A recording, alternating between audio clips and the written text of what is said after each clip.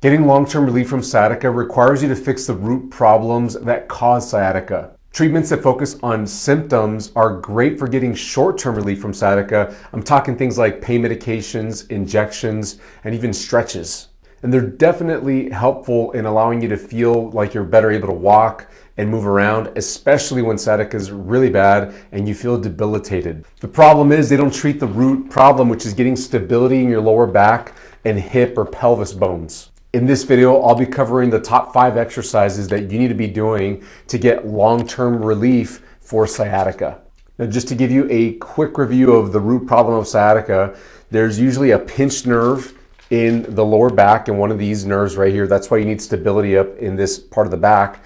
And you can also have a pinched nerve where the sciatic nerve comes out on the edge of this bone right here where my finger's wiggling. The root problem of sciatica is often that one of those two areas or both at the same time are getting impinged, and it's because of a lack of stability. So that's why these exercises that you're about to learn are critical for taking pressure off the nerves in these areas.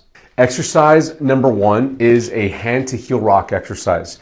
Now, I love this one because it takes pressure off the low back and the pelvis bones and joints where they connect to each other in the back, the SI joint region.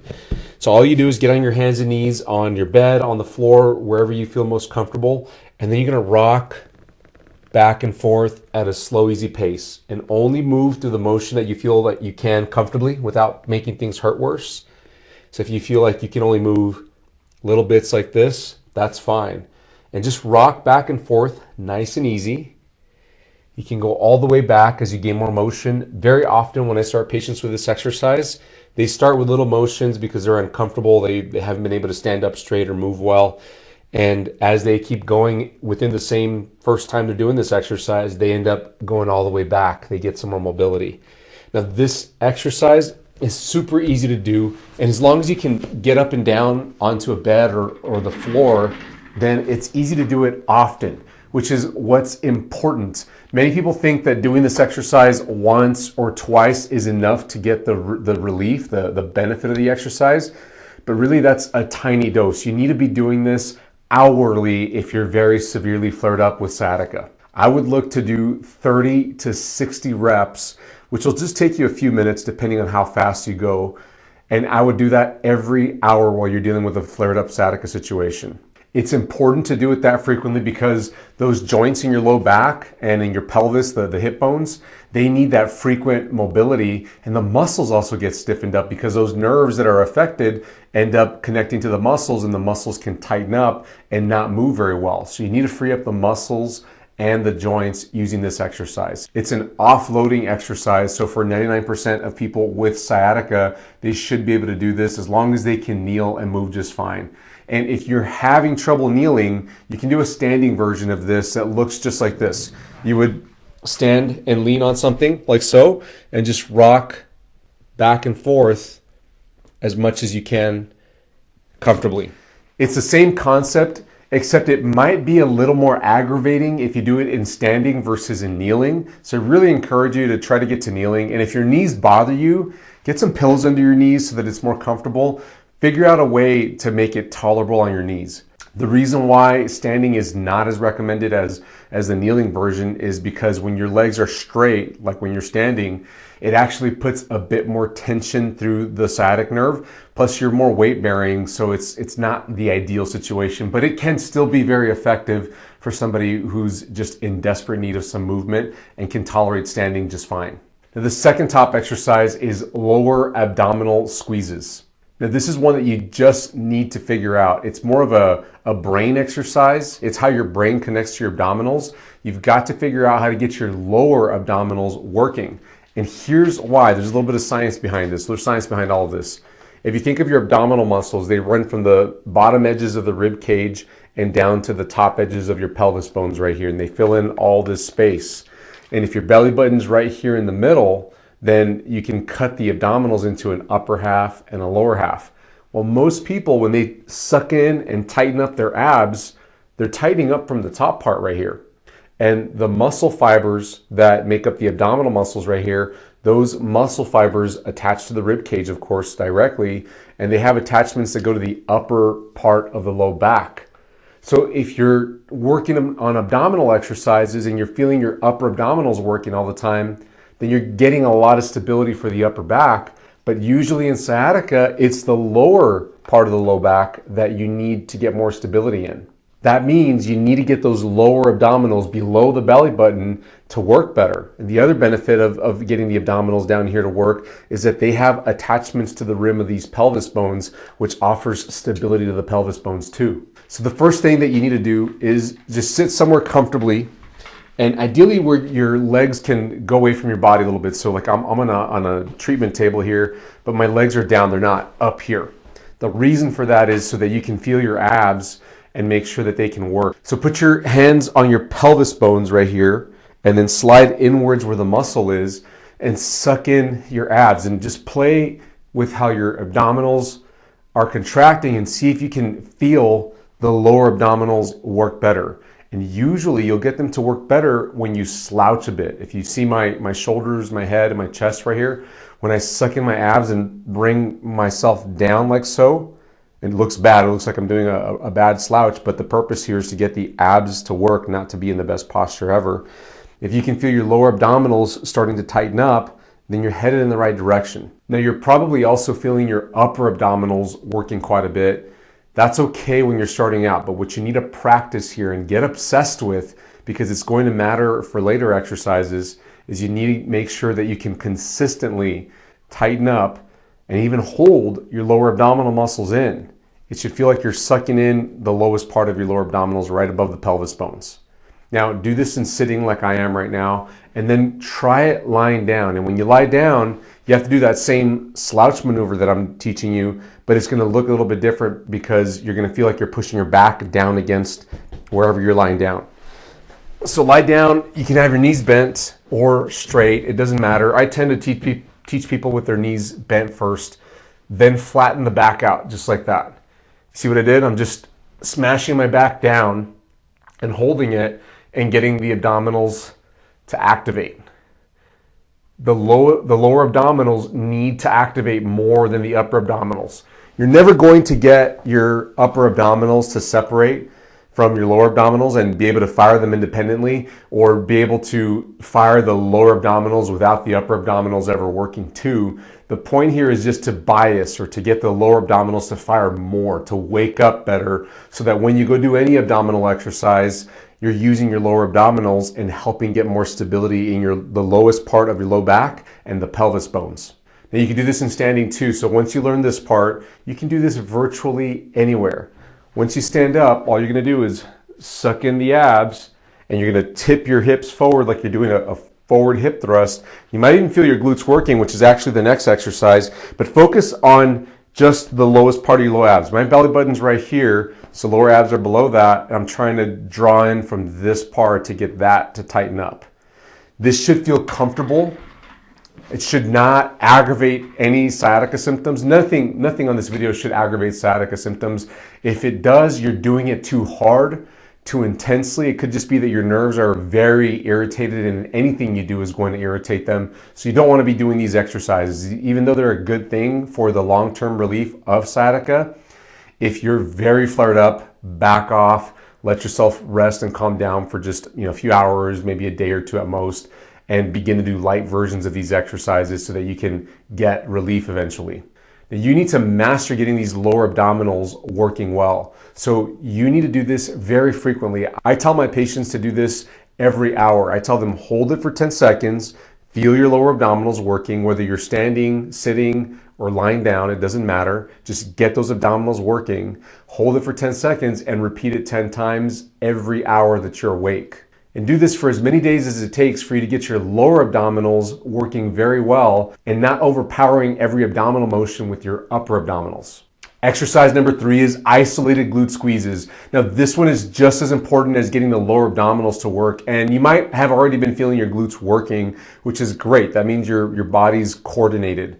But many people that have sciatica don't have the coordination that you need, and that's what we're building here. We need to get the lower abdominals and the glutes to give you tons of stability in your lower back, so they need to be working together simultaneously most of the time. Now I'm teaching you to fire your lower abdominals and then fire your glutes, but if you feel both working at the same time, that's just fine. That's where we're headed anyway. You just need to develop the awareness, the consciousness of firing each muscles, so that when you're going into more advanced exercises, because these aren't the only exercises you need to do, this is just the beginning. Fixing sciatica for the long term is a progression over time and making sure that you maintain your strength over time so that you're not going back into having recurring sciatica every few months. So glute muscles back here, they cover the SI joints, which is a common problem in sciatica issues. If you can get great glute strength, then you can provide tons of stability to the area and even free up a locked SI joint. Now, the easiest way to do it is in sitting, wherever you're sitting. If you're sitting right now, just think about tightening up your butt muscles. You'll see my body go up a bit. That's what should happen. And if you need to get in a more comfortable chair, get your feet on the floor and just squeeze your glute muscles. Tighten them up and hold it for 10 seconds. Now, just make sure that you're not also tightening up your thigh muscles on the front of your thighs, even on the back of your thighs, your hamstrings. The reason why you don't want to tighten up your thigh muscles is because those thigh muscles attach to this pelvis bone here, and it can shift it out of position and actually cause more compression on the sciatic nerve. So just using your glute muscles is the goal here. So only squeeze as intensely as you can without also making your thigh muscles work. If you think of 100% glute contraction, back off to 90, 70, maybe even 50 or 20, so that you can get your glutes to work and hold it for 10 seconds, and don't let your thigh muscles start to overpower the contraction.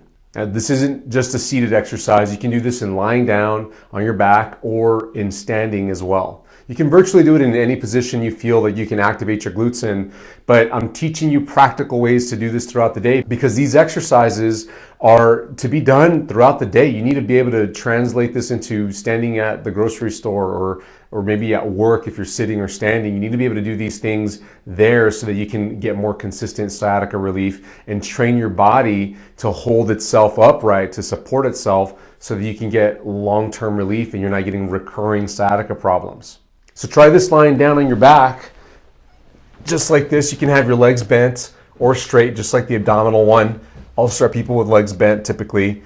And you do want to flatten your back and get those lower abdominals to work, and then squeeze your glutes here, tighten them up, and try not to use your thigh muscles. You're probably going to feel your thigh muscles working right away, so you have to really concentrate, focus. You might pause this video to not hear me talk for a moment so you can just be with your own thoughts about getting your glutes to work, and just squeeze them. It helps also to open your knees up like a birthing position and squeeze them from there. And some people just do better with their legs straight. I actually feel a lot better with my legs straight, and trying to keep the knees just relaxed. Don't try to straighten out your knees, because then you're definitely going to use the front of the thighs. So for me, when I fire my glutes, my knees actually bend just naturally. They just kind of want to bend. And I'm tightening up my glutes there very well, and my thighs are pretty relaxed. Hold this for 10 seconds.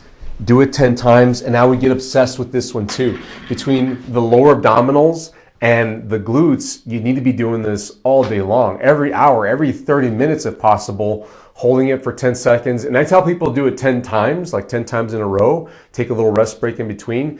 But the patients that I've had that are most successful, they say, you know what, I don't even count. I don't even have an alarm going off like I used to. I just consciously am doing it throughout the day. My glutes are tightening up, my abs are tightening up, and I'm actually sore and tired in my glutes and abs by the end of the day. Not more painful in my sciatica, I'm just tired in my muscles. And I always tell them, that's what we need. Tired muscles, you'll recover from really fast. Sciatica, aggravated nerves, that's not going to be a fast recovery. So do this in standing too. You can just stand up. You have to tilt your hips just like this so that you suck in your abs. Your chest and shoulders are going to come down potentially. And then you should feel your glute muscles working. And as you hold it for 10 seconds and as the reps go by, you should feel like you're fatiguing a bit. It looks like this from the front. You're just shoving your hips forward. And you can do it real subtle. I'm kind of exaggerating right here. But you can do it in a way that nobody's really noticing that you're doing it, so that you don't feel weird about it. Once you feel like you've got your lower abs and your glutes working well, it's time to strengthen them. The past two exercises, the abdominal holds and the glute holds, are more getting the coordination, getting your body to figure out how to fire the right muscles. And the very first one is just a mobility exercise. That's just getting your movement back so that you can then work on the coordination. These next two are going to be strengthening exercises. So the first one is a lower abdominal strengthening exercise. You're going to be on your back just like this, knees bent. Fire those low abs. Your glutes might work too, that's fine. Then you're gonna reach your hands out towards your knees, and then you're gonna lift your head up, bring your chin to your chest, and start to pick up your head and shoulders so that you're gonna do like a crunch motion, but you're gonna hold it for 10 seconds. It looks like this. Keep pushing your back flat and keep that head down, looking between your knees, because it makes your lower abs really work. And the point here is not to come up all the way, it's to come up enough to make your lower abs work. Because if you start coming up all the way, there comes a point where it kind of gets easier and your body gets more upright and it just stacks itself. You don't have to work your muscles as much. The point here is not to do a full-on sit-up. It's to get your lower abdominals to tire out, fatigue, so that they can get stronger as the days go by. So flatten your back, reach your hands out, chin to your chest, come up. Keep your feet down, hold it for 10 seconds, and you're gonna get shaky. I'm shaking already. After 10 seconds, you can relax. And if you're not feeling it in your lower abs, you need to go back and work on the lower abs stuff. You may not be ready for this. Don't proceed into this if you're using your upper abs, because you're gonna make it worse. And some people will do this with their legs down. I caution you on doing that if your sciatica is very flared up, because when your legs are down like this, it actually adds more tension to your sciatic nerve.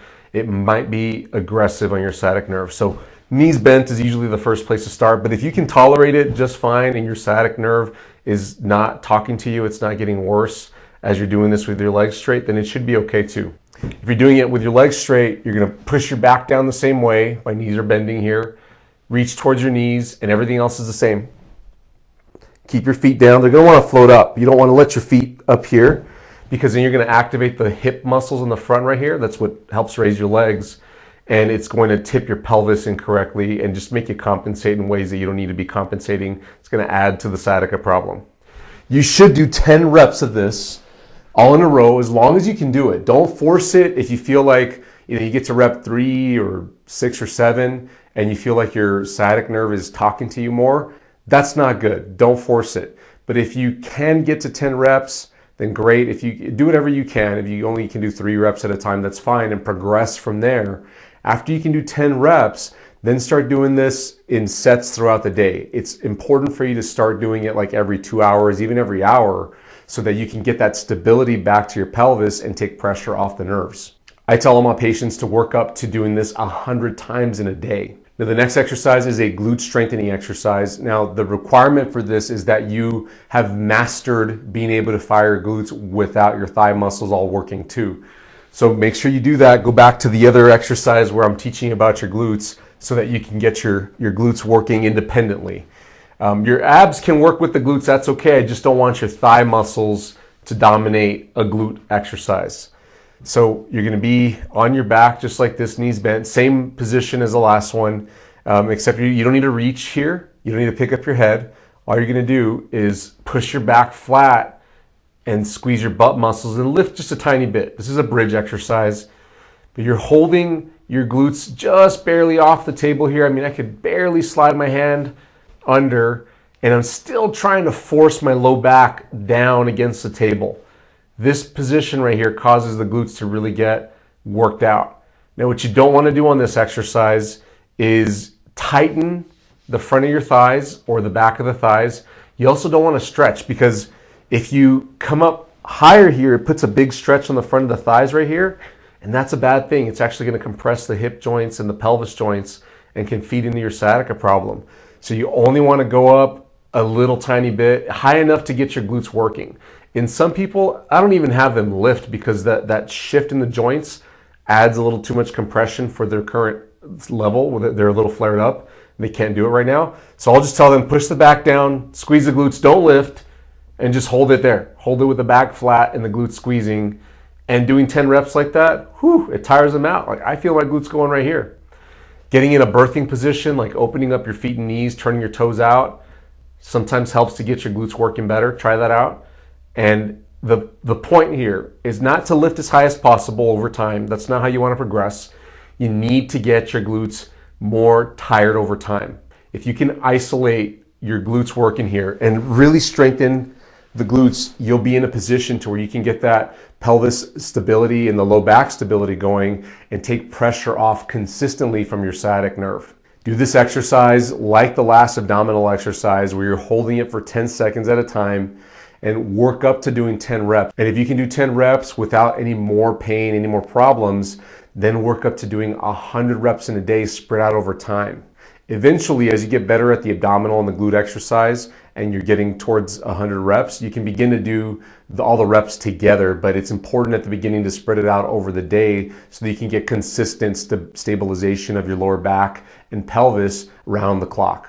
Hey, I've got a bonus exercise for you. This one requires some equipment. That's why I didn't include it in the top 5. This one's a little harder to access.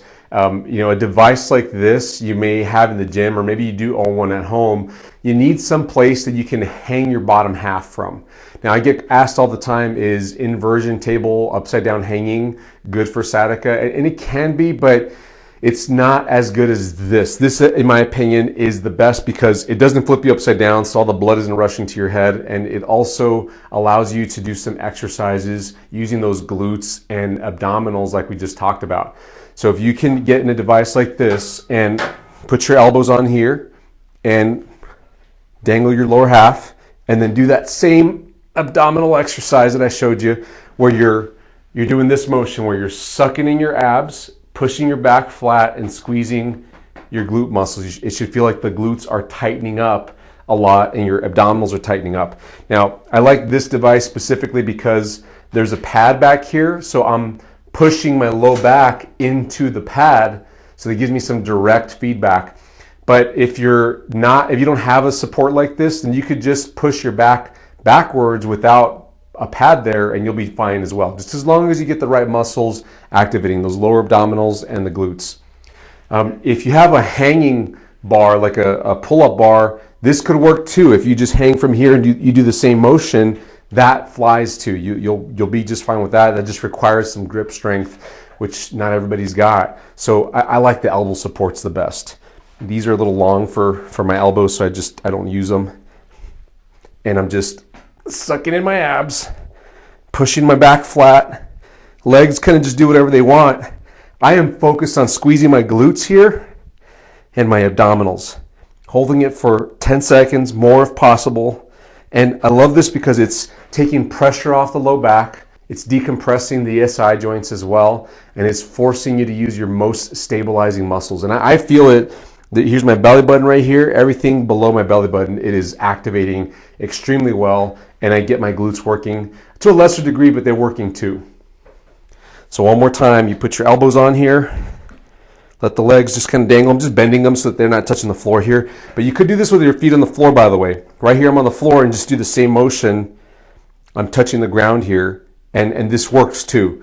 But if you take your legs off, it just makes it more intense on those abs. You could touch with one leg, or just barely touch with your toes just a teeny tiny bit to make it still more aggressive on your lower abs.